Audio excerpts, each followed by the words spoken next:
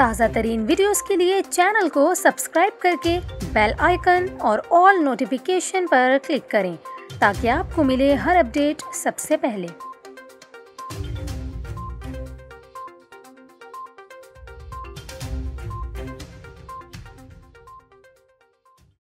السلام علیکم، آپ دیکھ رہے ہیں نیوز 24/7 اردو اور میں ہوں آپ کے ساتھ کومل خان۔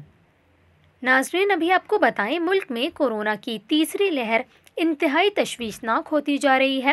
کورونا کے بڑھتے ہوئے کیسز کے باعث national command and operation centre نے وفاقی دارالحکومت سمیت ملک بھر میں کورونا SOPs پر سختی سے عمل درآمد کروانے کا فیصلہ کر لیا ہے۔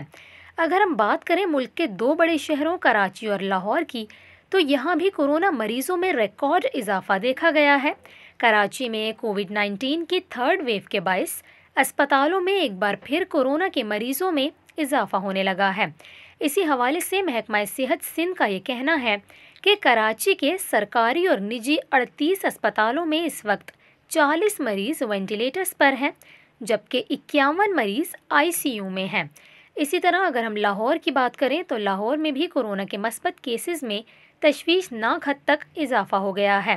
اس حوالے سے محکمہ صحت پنجاب کا یہ کہنا ہے کہ لاہور میں کورونا کے مثبت کیسز کی شرح 14.7% تک پہنچ گئی ہے۔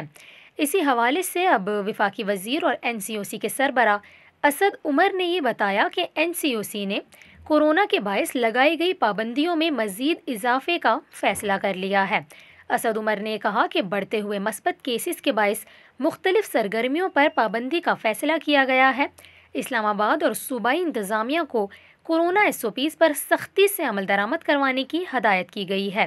اس کے علاوہ SOPs کی خلاف ورزیوں پر اسلام آباد اور صوبائی انتظامیہ کو کریک ڈاؤن کا بھی کہہ دیا ہے۔